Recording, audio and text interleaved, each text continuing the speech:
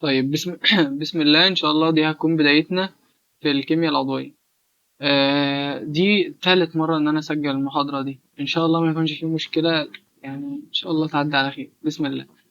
لعل إن يكون خير وإن شاء الله ما يبقاش في أي معلومات ناقصة هنا نهائيا. بسم الله. بصوا يا ولاد، إحنا قلنا هنبدأ في فرع هنسميه فرع الكيمياء العضوية، وده يا جماعة الباب الخامس عندك في المنهج. يبقى ده الباب ده الباب الخامس اللي عندك في المنهج. طب إحنا أصلا ليه هنبدأ بالكيمياء العضوية نظرا لأهميتها؟ طب أهميتها دي اللي هي عاملة إزاي يعني، أو هي مهمة بقدر قد إيه؟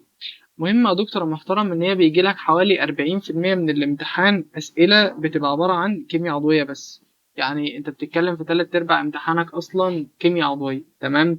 والكيمياء العضوية لما بتيجي تاخدها في الآخر مبتبقاش مركز فيها، ففي الأول بيكون أحسن وقت إن أنت تكون مركز فيها، وإن التركيز بتاعك يكون يعني عندك شغف ومهتم إن أنت تذاكر وكده، تمام؟ طيب، طب أنت المفروض هتذاكرها إزاي؟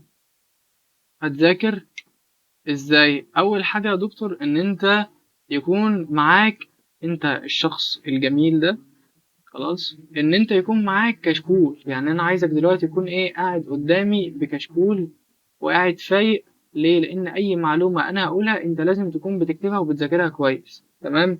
المعلومات دي لازم ان انت تكون عمال تدونها عشان ما يبقاش في اي مشاكل فيه، خلاص؟ طيب، بص بقى، انا هجيب لك الموضوع من اوله خالص، من اول اي بي سي حرفيا، علشان ما احسش ان انت عندك اي نقص او مشكله في الحته دي من البدايه، زي ما بيقولوا او فروم سكراتش يعني. طيب، البدايه. بص يا دكتور، احنا عندنا في الاول خالص كان عندنا اي كائن حي بيعدي عليه ملايين السنين، يعدي عليه سنين كتير كده اهو، بيكون لي حاجه تحت الارض كده اهو اسمها بترول، او اللي هي بنسميها النفط. صح كده؟ تمام. النفط ده بقى يا دكتور اللي بيطلع منه المواد العضوية اللي احنا بندرسها. طيب، اللي هي مهمة قد ايه او بقدر عامل ازاي؟ هقول لك انا دلوقتي. المواد العضوية كان الانسان بيستخدمها في حاجات كتير قوي، كان ممكن يطلع منها زيوت، ممكن يطلع منها دكتور عطور، ممكن يطلع منها خل، ممكن يطلع منها كمان منسوجات، ممكن يطلع منها كمان بنزين، ممكن يطلع منها كمان جاز، ممكن يطلع منها سولار وحاجات كتير جدا. فهي مهمة جدا. يعني انت اصلا بنتكلم ان اي حاجة في حياتك بتكون عبارة عن ايه؟ عن كيمياء عضوية. طب حلو قوي. طب احنا عندنا مين اول واحد اتكلم في الموضوع ده؟ كان عندك عالم كده يا ولاد سميناه برزيليوس. يبقى انا عندي العالم اللي احنا هنبدأ بيه اسمه ايه؟ اسمه برزيليوس. خلاص، اسمه برزيليوس. ده أول عالم اتكلم في الحوارات دي، وقال لك إن أنا عندي المواد بيقسمها إلى حاجتين اتنين. عندك بيقول لك إن أنا عندي مواد عضوية، وعندي مواد يا جماعة غير عضوية. ومواد إيه غير عضوية؟ قال لك يا باشا إن المواد العضوية بتكون جاية من حاجتين، من نبات أو حيوان، من أبو آخر كده. المواد الغير عضوية دي بتبقى جاية من أصل معدني. يعني إيه أصل معدني؟ يعني يا جماعة من باطن الأرض، من باطن الإيه؟ الأرض. طيب، يعني إيه برضو من حاجات جاية من نبات، أو حاجات جاية من إيه؟ من حيوان زي ما الراجل ده قال. أقول لك أنا أو هوضح لك أكتر. بص يا دكتور يا محترم، حاجات جاية من نبات أو حيوان زي مثلا تكوين الكربوهيدرات. الكربوهيدرات داخل النباتات، ما هو النباتات بتكون كرب داخل النبات. زي مثلا تكوين البروتين اللي بيجي من الأحماض الأمينية، تكوين البروتين داخل الكائن الحي.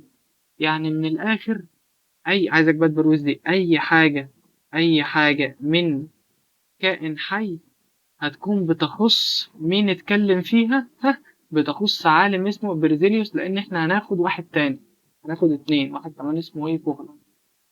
فالراجل ده يا جماعة، طب اصلا ازاي المواد دي او المواد العضوية دي، ازاي المواد العضوية موجودة جوه الكائن الحي كده؟ قال لك عن طريق قوة. يعني في قوة بتخلي المواد العضوية دي مع بعضها، سماها يا جماعة عن طريق القوة، عن طريق القوى الايه الحيويه. طب ايه هي القوى الحيويه دي؟ ان المواد العضويه موجوده داخل جسم الكائن الحي عن طريق قوه سماها خلاص القوى الحيويه. طب هل هو وضح او شرح لنا القوه الحيويه دي موجوده ازاي؟ لا، ما عندكش اي توضيح ليه. تمام تمام. طيب، يبقى اي حاجه قال لي ان هي جايه من نبات او حيوان يبقى انا بتكلم على مين؟ برزيليوس. اصحى بقى معايا كده. طب اي حاجه من اصل معدني جايه من باطن الارض يبقى ده ايه؟ ماده غير عضويه. طب مثال عليه زي مثلا CaCO3، زي مثلا Fe2O3، زي مثلا Fe3O4. اي ماده مش طالعه من نبات او حيوان. طيب يعني من الاخر كده، من الاخر الراجل ده بيقول يا جماعه ان شرط خلاص، ان شرط ان يبقى عندي، مادة عضوية، مادة عضوية إن أنا يكون جاية من كائن حي. يعني هل الكلام ده هل لازم؟ على كلامه قال لك لازم. طب هل بقى هو هل لازم فعلا؟ هل لازم؟ لا يا جماعة، الحياة بتقول العكس كده. طب ازاي طيب؟ ازاي مش لازم؟ يعني هوضح لك دلوقتي. طب هل لازم؟ لا، مش شرط ان عشان يبقى عندي ماده عضويه يبقى جاي هي الكائن الحي بيطلع ماده عضويه. اصلا يا جماعه في اصل الموضوع ان انا عندي اصلا كلمه اورجانيك، كلمه اورجانيك دي جايه اصلا اللي هي عضوي اصلا جايه من كائن حي، هي اصلا معناها كده. ولكن طب احنا عشان نثبت ان كلام الراجل ده صح او غلط محتاجين نشوف تجارب. جه بقى بعده راجل تاني اتكلم في الموضوع ده، اسمه ايه بقى؟ هقول لك انا اسمه دلوقتي. اسمه فوهلر. الراجل اللي جه بعد كده، الراجل يا جماعة اللي جه بعد كده كان اسمه العالم ايه؟ العالم فوهلر. طيب، فوهلر. طب فوهلر ده يا ولاد عمل ايه؟ فوهلر هدم نظرية، نظرية صاحبنا الأولاني اللي هو ايه؟ برزيليوس. طب عشان يهدمها لازم يعمل ايه؟ هو برزيليوس قال لك ان لازم، برزيليوس قال لك لازم ان اي مادة عضوية، اي مادة عضوية تيجي من كائن حي، تيجي من كائن حي. طب هو عشان يثبت عكس ده عمل ايه؟ هو حضر أول سوري حضر أول مركب عضوي خلاص من مركبات غير عضوية. يعني إيه؟ جاب مركب بيطلع من الكائن الحي بس إيه؟ من غير مركبات إيه؟ عضوية. أيوة، عمل الحوار ده إزاي؟ هقول لك أنا. جاب يا باشا إيه، أنا محتاج هنا كده. بص، جاب مادة من كلوريد الأمونيوم سماها اللي هي ال NH4Cl، وحط عليها هو سيانات الفضة AgCNO، ومن غير ما يسخن عمل إحلال مزدوج. ولو مش عارف يعني إيه إحلال مزدوج المفروض تبقى عارف موجب سالب موجب سالب. نشبك الموجب مع السالب يديك NH4CNO، وشبك الموجب مع السالب يدي لك إيه؟ AgCl. طيب ده ايه؟ جاب محلول من المادة دي ومحلول من المادة دي عشان تديك محلول من المادة دي، وده مادة صلب. طب دي اسمها ايه؟ دي يا ولاد اسمها كلوريد امونيوم. جاب محلول من كلوريد الايه؟ الامونيوم. وجاب كمان محلول من سيانات الفضة، من سيانات الفضة عشان يدينا سيانات امونيوم، وعلشان يدينا كمان يا ولاد كلوريد فضة. طب ايه هو كلوريد الفضة ده؟ ده يا ولاد راسب ابيض، ده راسب أبيض من كلوريد الفضة، ويصير بنفسجي، يصير بنفسجي عند تعرضه للضوء، عند تعرضه للضوء. وكمان اللهم صل على سيدنا محمد. وكمان بيدوب يا أولاد في محلول النشادر. عشان انت المعلومات دي في الباب التاني وانا مش هسيب حاجة ناقصاك، اي باب قديم انا هقول لك كل المعلومات اللي تخصها. طب ايه محلول النشادر؟ NH4OH. طب جه ازاي محلول النشادر ده اصلا؟ جه عبارة عن NH3 اللي هي النشادر محلول يعني فيها مية، المية اللي هي HOH فشبك مع NH4 اهو OH. وضحت معاك كده يا دكتور؟ تمام. ده أول معادلة كتبها، دي المعادلة رقم واحد. كتب بقى معادلة تحتها كمل عليها، كمل عليها. قال لك أنا عندي بص ال N، جاب بقى ال سوري جاب ال NH4، جاب ال NH4 ده أهو CNO، وعمل له حاجة اسمها يا ولاد إعادة ترتيب للذرات عشان يدينا اليوريا اللي هي H2N C دبل بوند O NH2. وده أول مركب حضرناه في المعمل. يبقى أنا جاي أسألك إيه هو أول مركب حضرناه في المعمل؟ هتقول لي ده اللي هو اسمه إيه؟ اسمه يوريا. طب ليها اسم تاني؟ ليها اسم تاني اسمها باولينا، وكتاب الامتحان كان بيجيب اسمها كارباميد. يبقى دي كلها أسامي لنفس الإيه؟ لنفس المركب. خلاص، ودي مادة صلبة وده محلول. يبقى لما سخنت اداني الماده العضويه، لو ما سخنتش هيديني ماده غير عضويه وماده غير عضويه. اصحى معايا وركز علشان ايه الكلام ما يفوتكش. حلو حلو الكلام. هنا احلال مزدوج، قلنا التفاعل ده احلال مزدوج تمام، ودي ماده غير عضويه ماده غير عضويه ماده غير عضويه ماده غير عضويه. وقلنا ايه المعلومات بتاعت ايه الاي جي سي ال، ده محلول من سيانات الفضه من سيانات الامونيوم، ودي اللي هي اليوريا او البولينا او الكرباميد. دول بقى عليهم شويه معلومات لذيذه كده، اللي هي بتقول ايه. بص بقى يا دكتور، المركب ده مركب ايوني. طب ليه ايوني؟ لان ده شق موجب وده شق سالب، فعامل لي روابط ايونيه. انما ده لا، ده مركب تساهمي. ليه برضه؟ لان كل اللي فيه لفلزات. تمام، دي اول معلومه. تاني حاجه، ده مركب غير عضوي. طب ده مركب عضوي. طب ايه تاني؟ ان اليوريا كمان يا اولاد بتستخدم كسمات عضوي. انت مش هتلاقي المعلومات دي في الكتاب. كسمات عضوي ليه؟ لانها بتمد النبات بعنصر النيتروجين اللي مهم جدا بالنسبه للنبات. تمام، تستخدم كسمات عضوي. طب ايه تاني؟ اللهم صل على النبي. بص، دي مركب عضوي المفروض يدوب في الميه ولا لا؟ هو المفروض ما يدوبش في الميه، ولكن ده بيدوب في الميه. هقول لك ليه بيدوب دلوقتي. بيدوب في الميه. طب ده مركب ايوني، اذا بيدوب في الميه. زي ايه مثلا؟ زي ملح الطعام. ما ملح الطعام ده يا جماعه ايه؟ ان ايه سي ال، ففي موجب وسالب بيدوب لان ايه مركب ايوني، ففي شحنات بتقدر ايه تعمل رابطه مع الميه. يعني يدوب في الميه معناه يعمل رابطه مع الميه. طب ده ازاي بيدوب في الميه؟ بيعمل رابطه مع الميه ازاي برضه؟ هقول لك. يعني بص يا دكتور محترم، المفروض ان انا عندي في العموم كده يا دكتور يا محترم انت، ان المركبات ان المركبات العضويه، المركبات المركبات العضويه لا تذوب في الماء. لا تذوب في الماء. زي ايه مثلا؟ زي عندك مثلا البنزين، زي مثلا الزيت، الحاجات دي كلها. ولكن عملت رابطه هيدروجينيه، لو عملت رابطه اللي هي الرابطه الهيدروجينيه دي هتعمل ايه؟ هتدوب في الميه، تدوب في الميه. طب ايه بقى الحاجات اللي تعمل رابط هيدروجيني؟ المفروض قلتها في التأثير. اي حاجه فيها اف او ان. زي ايه مثلا؟ ما انت عندك الكحول اللي فيه او اتش، عشان فيه الاو ده بيقدر يعمل رابطه مع الميه. اي كحول، اي حمض زي حمض الخليج، الحمض العضوي. مع الحمض العضوي يا جماعه زي حمض الخليج ده بيقدر برضه يدوب في الميه. فعلشان اليوريا فيها الان ده والان ده والاو ده بتقدر تعمل رابطه هيدروجينيه في الماء، فبتدوب في الميه. اذا ده شذوذ. يبقى المركب العضوي في الطبيعي ما بيدوبش في الميه، ولكن حاجه زي كده فيها ان وفيها او لا، هتدوب في الميه. ليه؟ لان بتقدر تعمل رابطه هيدروجينيه مع الميه. في مشكله؟ طيب الخطوه دي بقى لما انا سخنت دي اسمها ايه يا اولاد؟ دي اسمها اعاده. انا كده عملت حاجه اسمها اعاده ترتيب ترتيب للذرات. طب وليس انحلال حراري، عشان ما تروحش تقول لي ده انحلال حراري. طب اصلا يعني ايه؟ انحلال حراري ده اصلا؟ ده يعني ايه اصلا المصطلح ده؟ يعني مثلا عندي ايه بي كده اهو، سهم لما اسخن يديك ايه زائد بي. خلاص، ده معناه انحلال. هل انا قسمت دي كده؟ لا، ما اتقسمتش. اذا ده اسمه ايه؟ اعاده ترتيب للذرات. خلاص.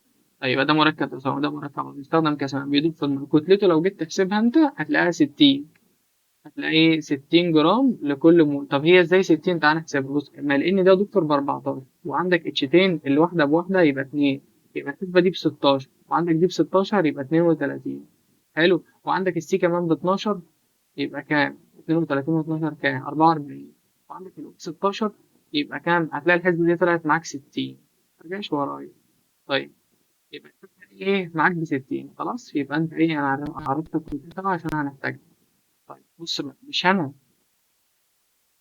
انا يا دكتور، علشان الاتنين دول متكررين في النواتج والمتفاعلات، اذا ينفع يطيروا مع بعض. يعني بص دي وبص دي ينفع يطيروا مع بعض، صح؟ واجمع بقيه المعادلات ازاي؟ يعني خلاص هيبقى ده زائد ده، سهم مسخن يديني بقى الماده العضويه والمركب الغير عضوي ده اهو. خلاص، يبقى انا اقدر اطلع نواتج جديده واكتب المعادلتين في معادله واحده. طب تعالى نكتبها تحت، هتلاقيها اتكتبت كده في الاخر. لو انت بتكتب ورايا ورقة وقلم يعني هتلاقيها بقت NH4Cl زائد AgCNO. لما نسخن بقى يا دكتور كده، خلاص، لما انا اسخن هتلاقيه بقى مديك ايه؟ مديك اليوريا اللي هي ال H2NCONH2 زائد الايه ال AgCl اللي هو الرسب الابيض اللي هيصير بنفسجي عن تعرضه للضوء وبيدوب كمان في محلول النشا.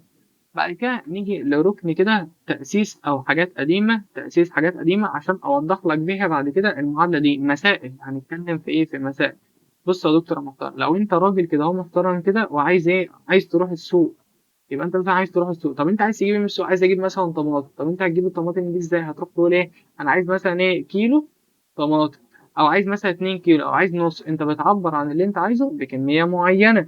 في الكيمياء بقى ده في السوق الكلام ده. طب في الكيمياء، انت مثلا ايه؟ بتعبر عن المولات، او بتعبر عنها ازاي بطريقه تانية، او الكتل، او عدد الجزيئات. خلاص. ايوه يعني ايه يعني؟ او انا عايز اوصل لايه؟ بص يا دكتور يا مختار، بص لو انا مثلا عايز اروح اجيب آه...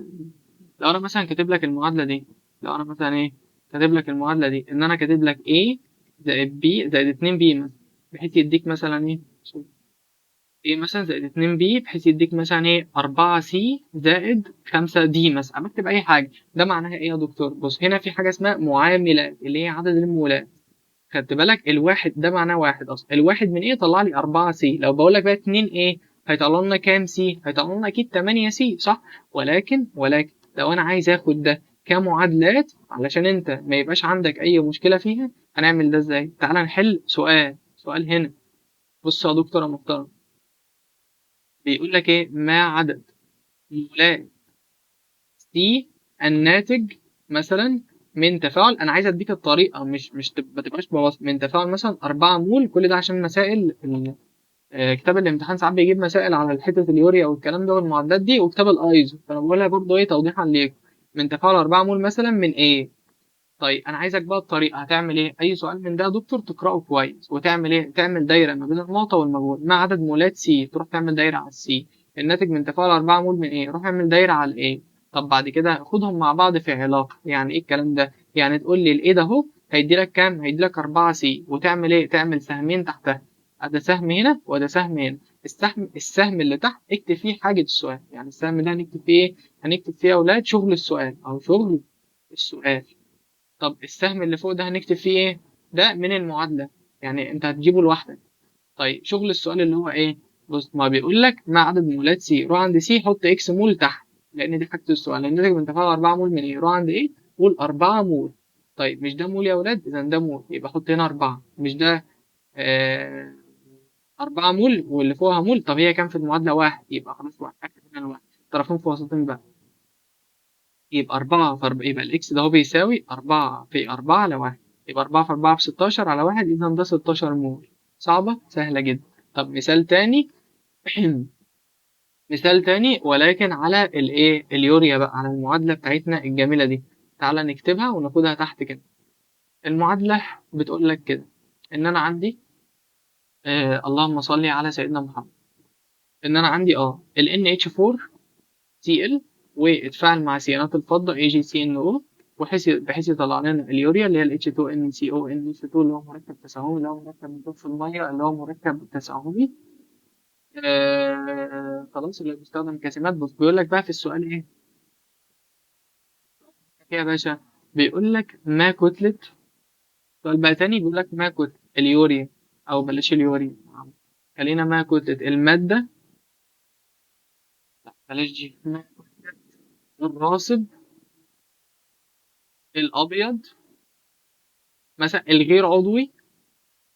كل ده غير عضوي، او عادي بقى، عادي نمشي كده. ما كتلة الراسب الغير عضوي الناتج مثلا من تفاعل 3 مول من سيانات الفضة مع وفرة من كلوريد الأمونيوم.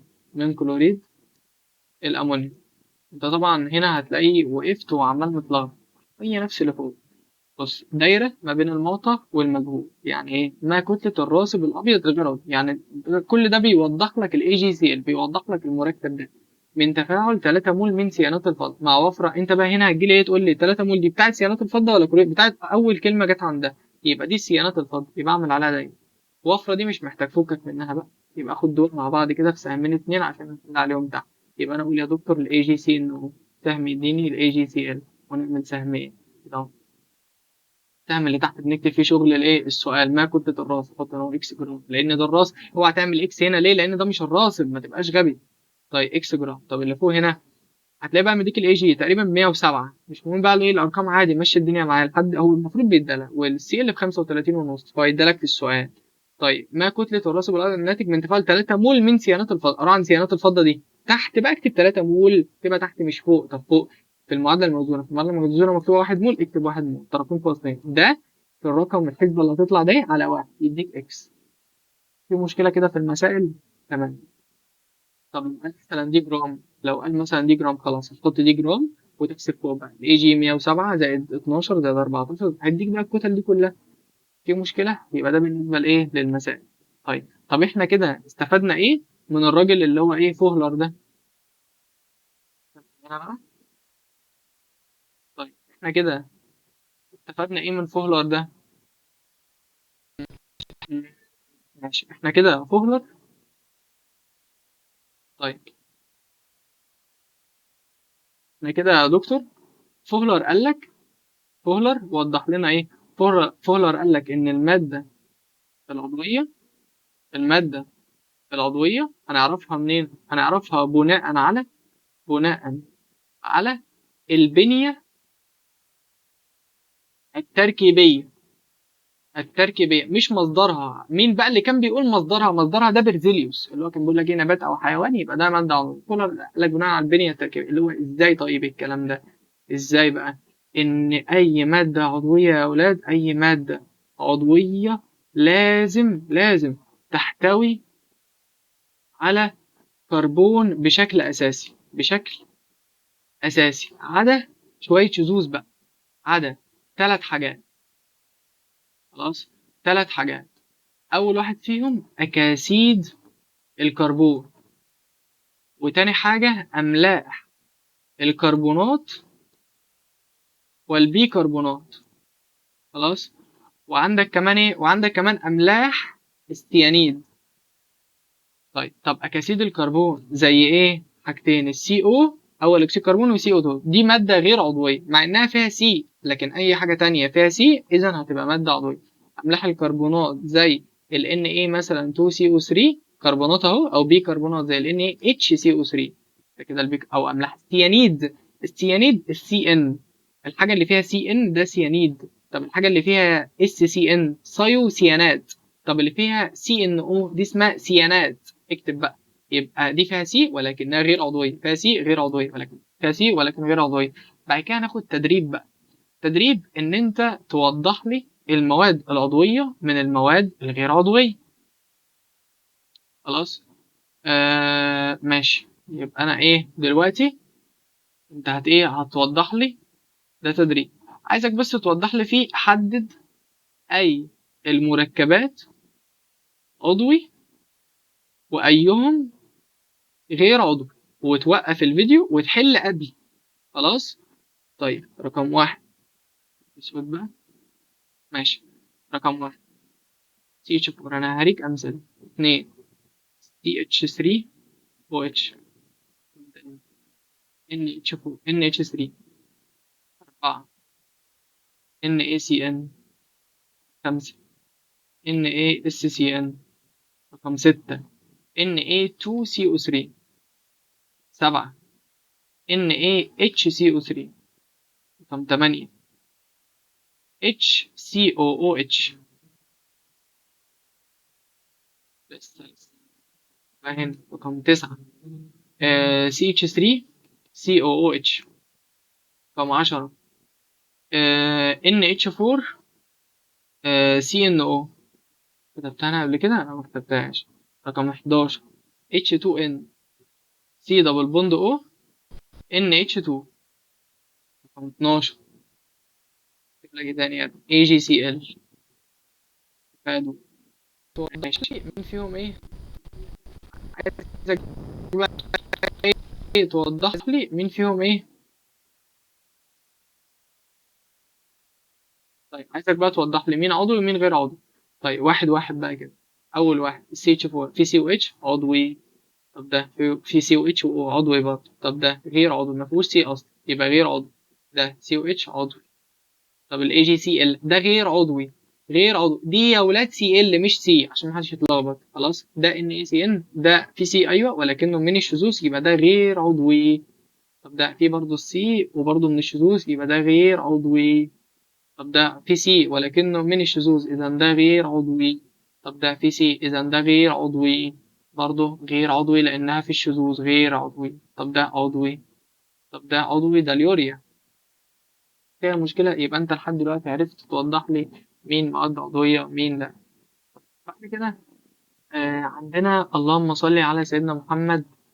آه عندنا ايه المواد العضوية يا اولاد. المواد العضوية دي موجودة بوفرة، موجودة بوفرة.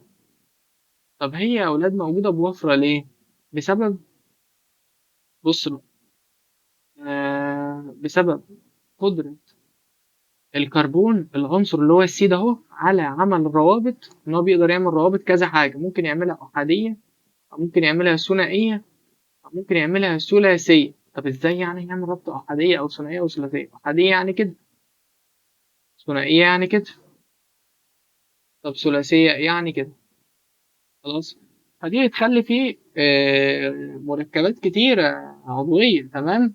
طيب طب هل في سبب تاني؟ ايوه، ان هو بيقدر يعمل اشكال مختلفه، اشكال طرق ارتباطه مختلفه. يعني بيعمل اشكال مختلفه ازاي؟ ممكن يعمل في الاول عندك حاجتين اتنين، ممكن يعمل سلاسل مستقيمه، خدت بالك معايا، او ممكن يعمل السلاسل متفرعه. طب انت تعرف منين السلسله المستقيمه وتفرقها ما بين السلسله المتفرعه؟ بص، لو القلم ما وقفش تبقى سلسله مستقيمه، القلم فضل شغال معاك مستقيم، القلم وقف تبقى متفرعه. ازاي يعني؟ وضح. هنكتب كذا مثال وانت تحاول تقول مين مستقيمه ومين متفرعه. بص، دي لو عملتها كده دي سلسله ايه؟ ها، طبعا كل سي رباعيه، فانت هتلاقي ان الروابط دي اتشات، ها، فهتلاقيها كلها ايه؟ هتلاقيها مظبوطه رباعيه يعني. فدي كده يا دكتور اسمها سلسله مستقيمه. افرض انا عملتها كده، افرض انا عملتها كده، طبعا كل واحده بقى ايه حواليها الكربونات بتاعتها. دي برضو ايه؟ دي برضو سلسله مستقيمه. ليه؟ لان القلم، بص يا دكتور، القلم اهو ماشي كده ما وقفش، القلم اهو ماشي كده ما وقفش، يبقى دي سلسله مستقيمه. خلاص. طب مثلا يا عم انا رحت جبت لك مثال عامل كده، مثلا قلت لك بص انا عندي سي، عندي سي، عندي سي، عندي سي، عندي سي، عندي سي. يا باشا انا مالي ومالي اللي ده؟ تخيل معايا الرابط بقى مظبوطه، مش هنقعد نكتبها كل شويه. يعني بص انا ماشي ايه، القلم ما وقفش، اذا دي سلسله مستقيمه برضه. تمام. طب امتى بقى تقول على المتفرعه متفرعه؟ لما تبقى مثلا عامله كده، كده مثلا. ما انا كده الروابط برضه اكنها متظبطه عشان ما تقعدش تقول الروابط. ما هي دي السلسله بتاعته وده التفرع غصب عني اتعمل. عارف حتى لو انا مشيت كده برضه هتلاقي ده ايه؟ تفرع غصب عني طلع. فدي غصب عني كده كده سلسله ايه؟ متفرعه. طب مثال تاني عن المتفرعه، مثلا سي، وقلت لك هنا مثلا كده. يا باشا بص، انت ممكن تمشي كذا حاجه، ممكن اصلا تمشي كده. بص التفرع طلع مني غصب عني ازاي. فدي اسمها ايه؟ سلسله متفرعه. ودي حاجه بتخلي ايه؟ ان هو ليه طرق ارتباط يعني كتير، ففي مركبات كتير. او ممكن الحاجه اللي بتخلي برضه في وفره من المركبات العضويه، ان هو بيعمل حاجتين، حلقه اسمها حلقات متجانسه، او ممكن كمان يعمل حلقات غير متجانسه. يعني انت خليك عارف معايا الحته دي. طب اصلا يعني ايه حلقه متجانسه دي؟ انا عايز برضه افهم. بص يا دكتور، الحلقه المتجانسه او الحلقه المتجانسه لما تبقى الحلقه كلها زي بعضها. يعني ايه؟ بص، سي سي سي سي، بس انا قلت لك السي رباعيه صح؟ حط الربطتين، حط الربطتين، حط الربطتين، حط الربطتين. اذا دي حلقه متجانسه ليه؟ كل الكربونات زي بعضها. طب الحلقات اللي غير متجانسه، هنا سي، هنا سي، هنا سي، هنا مثلا سي، هنا ممكن احط لك او خازوق مثلا كده. والسي رباعيه، ناقصها 2، ناقصها 2، ناقصها 2 برضه، ناقصها 2 برضه. خلاص كده انا كاتب المركب موجود. ده اسمها حلقه غير متجانسه. ليه؟ عشان فيها او، فيها حاجه مختلفه. خلاص. يبقى ده ايه بالنسبه ليه اصلا المركبات دي موجوده بشكل كبير او بشكل كتير. تمام. طيب اللهم صل على سيدنا محمد. بعد كده عايزين نتعلم ازاي اصلا نرسم المركبات. خلاص. ازاي نرسم المركبات؟ احنا دلوقتي هناخد ايه؟ كتابه المركبات. كتابه المركبات. بص يا دكتور محترم، اول حاجه لازم تعرفها ان اصلا ايه هي التكافؤات عندك عامله ازاي. الاتش ده احادي. يعني ايه احادي؟ يعني بيعمل رابطه واحده. الاو ثنائي يعني بيعمل رابطتين. الان ثلاثي يعني بيعمل ثلاث روابط. السي دي رباعيه. طيب، يعني ايه؟ يعني لازم تتاكد ان الاتش عامله رابطه واحده بس، الاو عامله اتنين، الان تلاته، السي اربعه. هكتب شويه مركبات وانت قول لي مين صح ومين غلط. طيب بص، لو انا مثلا كتبت لك سي كده، هنا اتش وهنا اتش، المركب ده مظبوط ولا غلط؟ المركب ده سليم، المركب ده قصده بيه السي اتش 4، فكده مكتوب كتابة صحيحة وسليمة وما فيهاش أي غلط.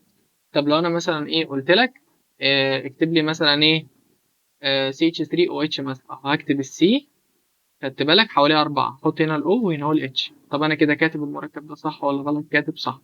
طب تعالى نرسم بقى إيه مركب تاني ونحط فيه مشكلة. بص، هعمل مثلا كده، هعمل كده، هعمل كده، هعمل كده مثلا، هعمل كده، هعمل كده مع سي، هنعمل كده، نعمل كده مع اتش. نحط هنا هو سي برضو ونخلي دي رابطة. تمام. بص، أي سي أنا مش راسم بعيد، يعني مثلا سي دي أنا مش راسم بعيد اللي حواليه، أنت بتكمله تلقائي لوحدك، الكتاب بيسيب لك إيه الفرصة دي. فأنا هنا أحط أكني حاطط اتشتين، دي لوحدها أكنها ناقصها اتنين. دي بص، دي واحد اتنين تلاتة، هي ناقصها كده واحدة بس. طيب بعد ما كتبنا ده، هل المركب صح ولا غلط؟ ها، فكر كده وقول. دي رابطة ثنائية ماشي. المركب ده فيه غلطة واحدة بس، وهي الرابطة ده. لا، اتنين تلاتة ما فيهوش غلطة أصلا، المركب ده سليم. بس كان ناقص إن دي نحط لها رابطة كمان عشان تبقى رباعية، تلاقي كده المركب ده كله سليم ما فيهوش أي أخطاء. طيب تعالى نكتب مثلا واحد تاني، نكتب مثلا سي وهنا سي مثلا، وهنا سي وهنا مثلا ايه دبل بوند او، وهنا مثلا ايه تريبل بوند مثلا ان، وهنا مثلا رابطة كده. أول حاجة نظبط السيات، هنا ناقصها اتنين عشان تبقى رباعية، هنا ناقصها اتنين عشان تبقى رباعية. الإن أصلا ثلاثية، هو عاملها لي رباعية يبقى غلط. يبقى أنا مثلا ممكن نشيل مثلا دي.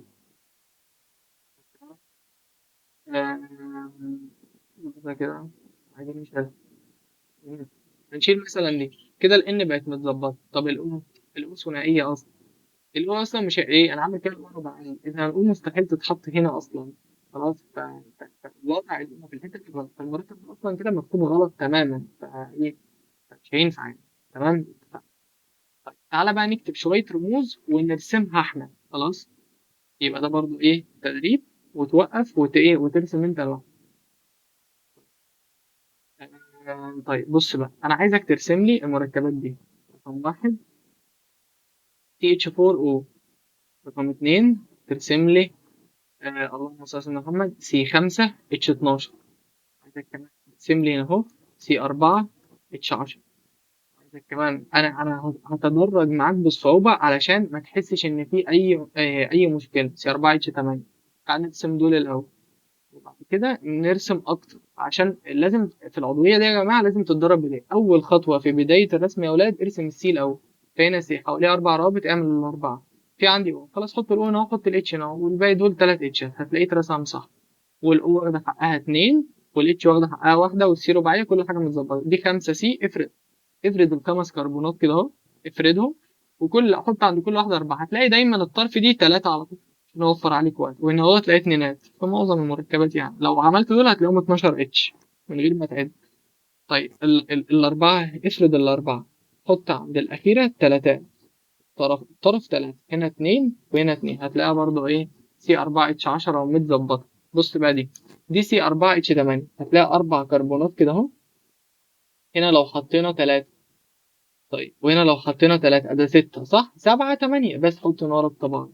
طب ممكن يترسم بطرق تانية؟ ممكن، انت ممكن ترسمه بطريقة تانية ويبقى صح برضه، ويبقى حاجة اسمها ايزومرات اللي انا قلت لك ايه شبه بعض، ممكن نعمله كده. بص كده، دول أربعة، حط هنا التلاتة وهنا اتنين، يبقى كده خمسة ستة سبعة تمانية، هتلاقي كل برضه سي رباعية. إذا ده ايزومر، ده ليه نفس الصيغة ولكن طرق الرسمة مختلفة. الايزومرات هتوضح لما اجي اشرح الايزومرات، دلوقتي خد فكرة عنها بس. اتفقنا. يبقى ده بالنسبة لإيه يا دكتور؟ ده بالنسبة لإيه؟ لطرق الرسم. طيب اللهم صل على سيدنا محمد. ماشي. بعد كده احنا عايزين برضو نرسم مركبات أكتر، بحيث إن أنت إيه يكون أنت عمال تتدرب معايا. ماشي. ان شاء الله انا عايزك بس ايه، لو في اي مشكله معاك انا عايزك توقفني وتقول لي انت مثلا شايف في مشكله في التسجيل، في مشكله في الصوت، يا ريت انت تنصحني بدي وتقول لي علشان انا اظبطها بعد كده. انت فاهم انا بتكلم في ايه؟ نساعد بعض كده علشان انا احاول اساعدكم على قد ما اقدر. والله يعني ربنا يعلم يعني ايه الواحد بيحاول يساعدكم قد ايه. بص رقم 5 مثلا لو انا عايز اعمل سي 2 مثلا اتش 4، ومثال تاني في 6 لو انا عايز اعمل بقى سي 2 بس اتش 2 المره دي. بص هنعمل دول ازاي واحده واحده. طيب سي 2 اتش 4 كربونه 4 اتشات حطهم اهو. بس السي رباعيه يبقى اذا هنا واخد رابطه باي. بنسمي دي يا جماعه رابطه باي ضعيفة سهلة الكسر، ودي رابطة سيجما. دي رابطة ثنائية كلها على بعضها، واحدة باي والتانية سيجما. دي مثلا اتنين، حط الاتنين كل واحدة عندها واحدة اتش، خلاص حط واحدة بس يبقى هنا التالتة دي باي، واللي تحتها ولاد باي، واللي تحتها سيجما. خلاص يبقى ده سي 2 اتش 2. اتفقنا. انا متهيألي الرسم بقى سهل شوية. خلاص انا قلت لك كنت كاتب انا اليوريا ممكن تتكتب بطرق عاملة ازاي ولا لا؟ ما كنتش كاتبها. فين أحمد اليوريا؟ اه الحمد لله انا فكرتها دلوقتي. بص بقى يا دكتور، كان في حاجة مهمة هنا في اليوريا دي، نجيب الايه التفريع ما بينهم. اه بص بقى. بص اليوريا دي يا اولاد علشان هي مركب تساهمي كان ينفع ان انا اجمع الصيغه بتاعتها. يعني ايه؟ يعني بص مش دي سي وجنبها اربع سي كده، هو فيها اربع اتشات وفيها ان 2 وفيها او، ينفع تلاقيه كده، هتلاقي كتب جايباها كده. او ممكن تلاقي سي او ان اتش 2 وتلاقيها باي 2 كده، هتلاقي كتب جايباها كده برضه. طب انت لما يجيب لك الصيغه متجمعه كده، مين قال لك ان ده يوريا ولا المركب ده؟ لان الاثنين ليهم نفس الرمز ونفس الحروف. لان المركب التساهمي ينفع اجمع صيغته وينفع يبقى مكتوب بالشكل ده. تمام. ولكن ده مركب ايوني ما ينفعش ان انا اكتبه بالطريقه دي. تمام. يبقى ايه كان برضو عادي ان ايه الرسمه تكون معموله كده. طيب دلوقتي انا هرسم مركب غلط، وانا عايزك انت توضح ايه الغلط وتحاول ترسمه انت صح. ازاي بقى؟ بص طيب المركب اهو. خلاص هكتب لك هنا سي اتش 4. المركب ده غلط، انت بقى حاول تقول لي ايه الغلط والصح بتاعه. هنا سي اتش 5، وهنا اهو سي، وهنا اهو سي اتش 3، وهنا اهو سي اتش 2. بص انا عايزك تغيره من غير ما تغير الصيغه بتاعته. يعني ايه؟ بص ده كام سي اصلا؟ ده هتلاقيه سي 6، ولو جمعت الاتشات هتلاقي الاتش بتاعته 14. عايزك ترسمه لي صح من غير ما تغير. انا عايز السي دي رباعيه يا اولاد، يبقى بدل ما هي سي اتش 4 يبقى الصح بتاعها تبقى سي اتش 3 كده اهو. اي سي في الطرف تبقى سي اتش 3 حاليا لحد ما نطلع لمستويات اعلى شويه. وهنا سي. طب هنا مش هي طرفيه؟ خليها سي اتش 3 برضه.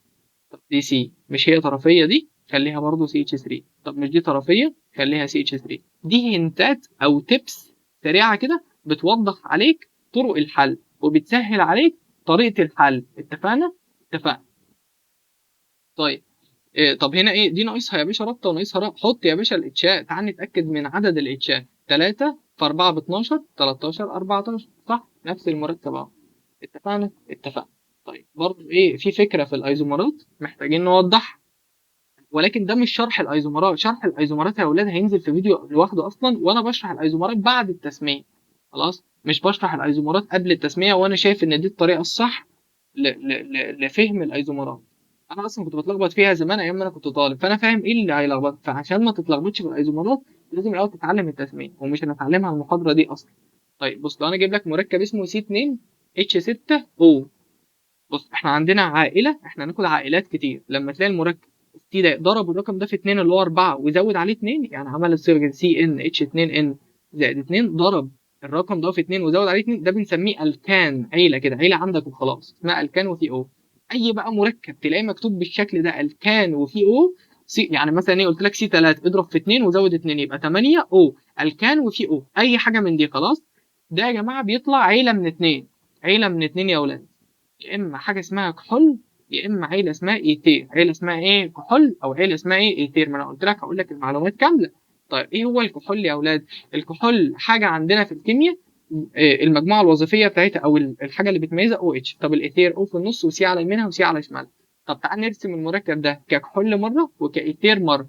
ككحول هرسم الكربونتين وتحط عند كل واحده الاتشات. ادا اتش وده اتش وده اتش وده اتش وده اتش، كده 5 اتشات، هي 6 او اتش بقى. ادا الكحول اهو في مجموعه اسمها ايه؟ هيدروكسايل. هيدروكسايل مجموعه وظيفيه اسمها ايه؟ هيدروكسيل، بتحدد الخواص الكيميائيه للايه للمركب ده. طب الايثير او في النص، سي اتش 3 على يمينها وايه وسي اتش 3 على شمالها كده، اتفقنا؟ طيب اذا المركب اهو اللي هو نفس الصيغه اترسمت بشكلين، اذا ده ايزومر لده، اذا الكحول والايثير ايزومرات. ايزومرات، بس انت طبعا عشان تعمل ايثير لازم يبقى انا عندي كربونتين، ما عشان تبقى في النص، افهم كده، مش ينفع تبقى واحده بس. خلاص.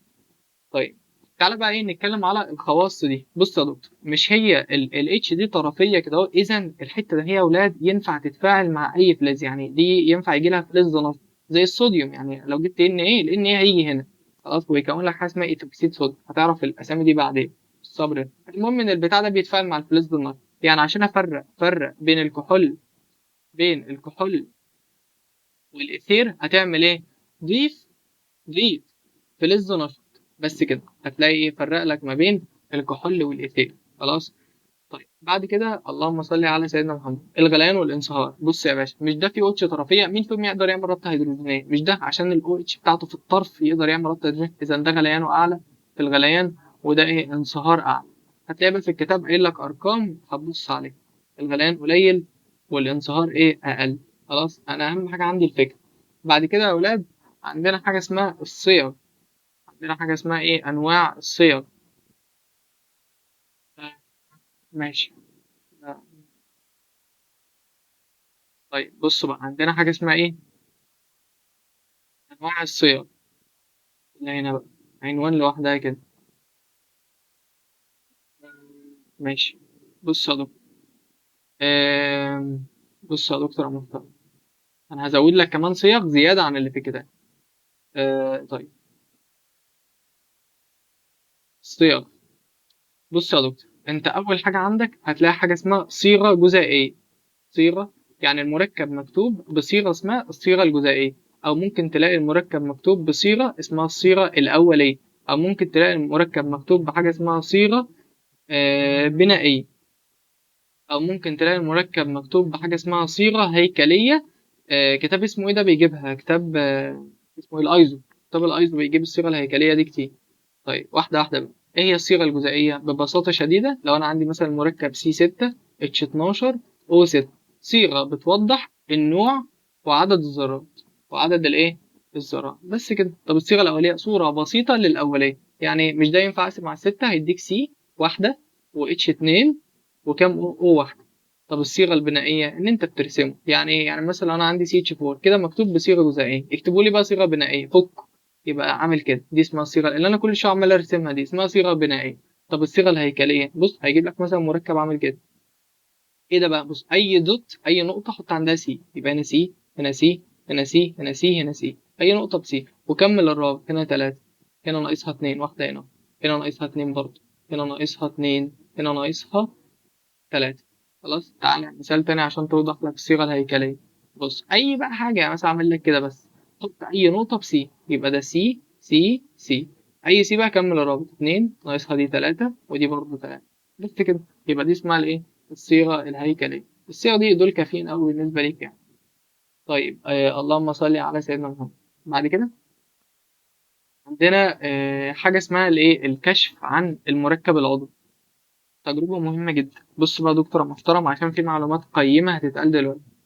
ال- ان شاء الله ان شاء الله يكون التسجيل ده سليم بجد، عشان واحد والله يعني تعب.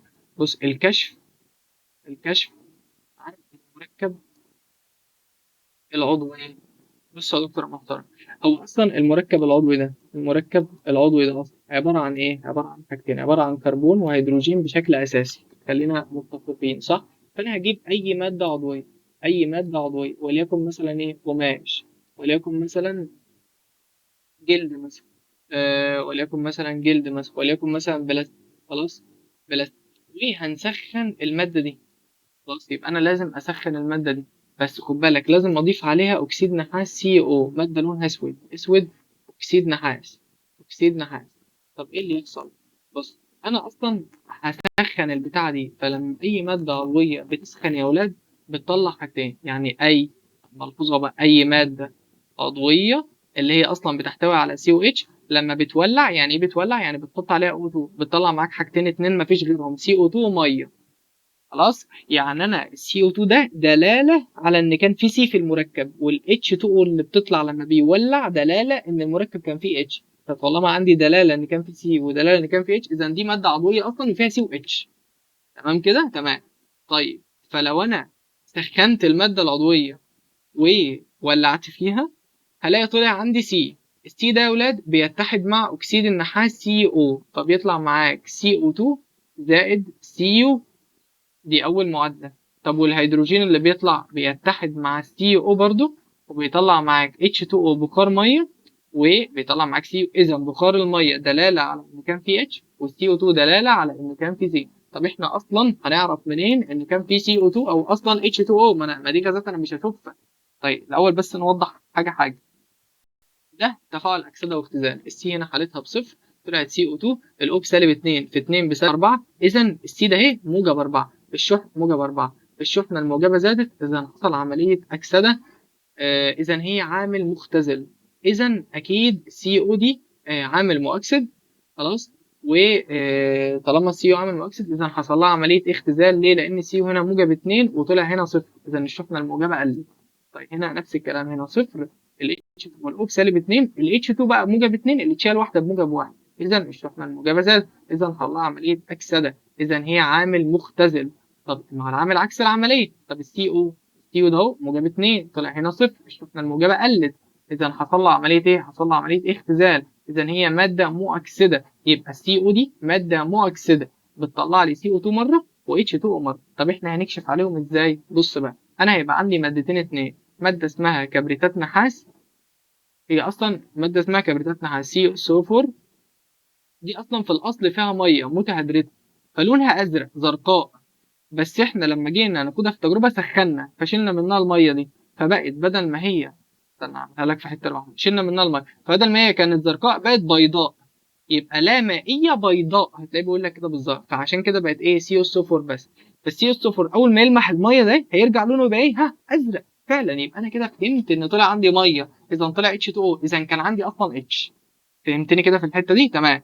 طيب انما السي او 2 ده يا ولاد انا هعرفه ازاي؟ بص، ما انا السي او 2 ده هو بقى بيعكر ماء الجير. طب ايه رمز ماء الجير اصلا؟ سي اي او اتش باي 2، او اتش ده باي 2. طيب انا عندي اصلا السي او 2 ده اهو بيعكر ماء الجير. ايه الفكره اصلا في التعكير؟ الفكره في التعكير يا ولاد هو تكوين الراصب. يعني ايه؟ يعني ده هو لما بيعدي عليه بيكون راصب ابيض من كربونات الكالسيوم وبيكون H2O. طب ايه الحاجات اللي ينفع اغير ماء الجير وتكون لي برضو الراصب؟ اي حاجه فيها بي ايه مثلا، هتلاقيه برضو بيعمل راصب. سي او بي، او بي. خلاص. لكن لو ده كل دي رواسب، ما هي الرواسب اصل لو ما تعكرش يعني ايه؟ يعني لو معايا ميه مثلا وحطيت عليها سكر وداب ما فيش عكاره. ففكره العكاره هي تكوين الراسب. فطب انت تعرف منين بقى رواسب الكربونات؟ اي حاجه فيها CO3 يا اولاد، اي حاجه فيها راسب، ولكن عدا. عشان هيجي يقول لك كده، هيجي يقول لك حط لي NaOH، مش هيكون راسب. ليه؟ لان هيطلع Na2CO3، واي حاجه فيها Na اعرف ان هي بتدوب في الميه. اي حاجه فيها ان ايه ده اهي بتدوب في الميه. يبقى اي حاجه فيها كربونات راسب ما عدا لو فيها ان ايه او كي او ان اتش 4، الحاجات دي هتدوب، فبالتالي مش هتكون راسب، فبالتالي مش هتعرفني ان كان في CO2، فبالتالي مش هعرف ان كان في سي اصلا، مش هبقى كشفت عنها. تمام تمام. بعد كده يا اولاد قسمنا المركبات العضويه الى حاجتين اتنين. قسمنا المركبات العضويه الى حاجتين اتنين. سمينا حاجات اسمها هيدروكربون، وحاجات تانية اسمها مشتقات من الهيدروكربون دي. طب يعني ايه برضو هيدروكربون؟ ايه اللي انا كاتبها دي؟ هيدروكربون. طب يعني ايه هيدروكربون؟ مركبات بتحتوي على سي او اتش فقط، ده بقى سي و اتش وزود اي حاجه غالبا يعني بتبقى او. طيب مثال تاني، يعني مثلا ده سي اتش 4 يا باشا، طب ده مثلا سي اتش 3 او اتش، فيها اي حاجه تانية، يبقى ده اسمه مشتق من الهيدروكربون. تمام تمام. طيب احنا بقى بندرس ايه؟ العضويه نصها بيتكلم في الايه؟ في الهيدروكربون دي. يعني بص، دي كده اصلا نص العضويه، النص التاني بيتكلم على المشتقات. خلاص. طيب احنا بقى بندرس ايه في الاول دلوقتي؟ بندرس الهيدروكربون. بندرس الايه؟ الهيدروكربون. الهيدروكربون في منها حاجتين يا اولاد. اول حاجه منها حاجه اسمها اليفاتي، حاجه كده في جنب، هنبعد شويه ونسميه اروماتي. اروماتي. الحاجات الأرماطي أصلا حاجات ليها ريحة، حاجات عطرية. خلاص. الأرماطي يا أولاد عشان نخلص منه، هو مركبات حلقية غير مشبعة. طب يعني إيه غير مشبعة؟ يعني فيها روابط ثنائية، يعني فيها رابطة باي. ده معناها كده أصلا. فعشان تلاقي بقى مركب أروماطي لازم يتطبق عليه شرط إن يبقى فيه أقل حاجة 6 ذرات كربون، 6 سي. خلاص. وأبسط مركب فيها البنزين اللي هو ده. ده يا أولاد اسمه إيه؟ اسمه البنزين سي 6 اتش 6. في كام واحدة باي؟ في 3 باي. فبالتالي ده غير مشبع عليه عشان في رابط ثنائي. أو مركب تاني يا أولاد اسمه، ده اسمه إيه؟ اسمه بنزين. طب أو مركب تاني اسمه النفسلين بقى. الروابط الثنائية دي ينفع أعملها دايرة، ينفع أعملها كده. ليه؟ لأنها بتبقى في حاجة اسمها حركة رنين وبتتحرك كتير، فعادي إن أنا أعملها دايرة. المركب ده صيغته سي 10 اتش 8. أنت محتاج تحفظ الصيغ دي عشان لما نطلع قدام في الأضوية هتلاقي في صيغ أكتر. احفظها عشان تسهل عليك. ده نفسلين. وعندك كمان واحد بقى الايه الانثراسين، هتلاقيه 3 جنب بعض. 3 كده اهو جنب بعض. ده اسمه ايه يا اولاد؟ ده اسمه انثراسين. انثراسين. طب ده صيغته ايه يا اولاد؟ ده سي 14 اتش 10. خلاص. طيب الاليفاتي بقى ايه هي المركبات الاليفاتيه؟ بص. الاليفاتي اول حاجه فيها اصلا المركبات المشبع. المشبع يعني ايه مشبع؟ يعني كله سيجما، يعني اكن دكه مليانه طلاب.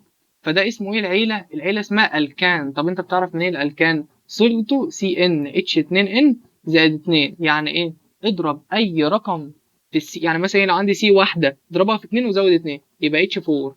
طب مثال تاني على الالكان، اضرب في 2 وزود 2 يبقى سي مثلا 2، اضرب في 2 وزود 2 يبقى اتش كام؟ اتش 6. طب لو سي 3 اضرب في 2 وزود 2 يبقى اتش كام؟ اتش 8 وهكذا.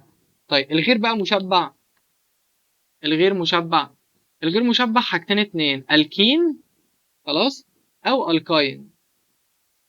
او ايه؟ او الكاين يا اولاد. الالكين ده اهو سي ان اتش 2 ان اضرب في 2 واسكت. الالكاين سي ان اتش 2 ان بس تطرح 2، اضرب في 2 واطرح 2. يعني من الاخر الالكان اضرب في 2 زود 2، الالكين اضرب في 2 واسكت، الكاين اضرب في 2 واطرح 2. مثال يعني سي 2 اتش كام؟ اضرب في 2 واسكت 4. سي 3 اتش كام؟ اتش 6 اضرب في 2. طب الالكاين عيله، دي عائلات يا اولاد. خلاص. طب الالكين بيبقى فيه رابطه واحده باي لانه غير مشبع. طب الالكاين فيه 2 رابطه باي، والرابطه الباي سهله في الكسر. طب طالما سهله في الكاس سهل في التفاعلات، يبقى مين انشط؟ يبقى كده الالقاين انشط. مثال سي 2 اضرب في 2 واطرح 2 يبقى اتش 2. سي 3 اضرب في 2 واطرح 2 يبقى المفروض 6 يبقى اتش 4. صعبه؟ سهله خالص. طب الاليفاتي في بقى منه حلقي مشبع، بنسميه احنا الكان حلقي. يعني في الالكان حاجتين، حاجه اسمها الكان عادي والكان حلقي. حلقي ده زي ايه؟ زي مثلا ايه؟ سي 3 مثلا هتلاقي صيغته سي ان اتش 2 ان شبه الالكين. ليه؟ لانه ايزومر للالكين. يعني مثلا بقول لك سي 3 اتش 6 تقول لي احتمال من اتنين، يا الكين يا مستر يا الكان حلقي. طب يعني ايه بقى سي 3 اتش 6؟ هتلاقيها عامله كده. ما هو دي كل نقطه بسي. افتكر بقى سي سي سي وكل واحده عندها اتنين، هتلاقي سي 2 اتش 6. فده اسمه ايه؟ الكان حلقي. طب فده بنسميه بروبان حلقي. الاسامي هتعرفها من المحاضره الجايه. او ممكن تلاقيه عمل كده، هتلاقي دول كام؟ 4 سي. خلاص. سي 4 اتش كام؟ اتش 8. تعالى بقى اكتب لك شويه رموز وانت قول لي ده من عيله ايه. طيب لو انا كتبت لك سي 2 اتش 6، وقلت لك سي 2 اتش 4، وقلت لك سي 2 اتش 2، واحده واحده بقى. بص. ضربت في 2 زودت 2 الكان، ضربت في 2 وسكت الكين، ضربت في 2 وطرحت 2 الكان حلقي. سوري الكاين، معلش الكاين. طب ده الكين. او هل تيجي تقول لي بقى او الكان حلقي؟ ما هو مش هينفع يعمل حلقه من كربونتين اتنين، اقل حاجه في الحلقه 3 كربونات. فلو كان سي 3 اتش 6 كنا نقول الكين او ايه؟ او الكان حلقي.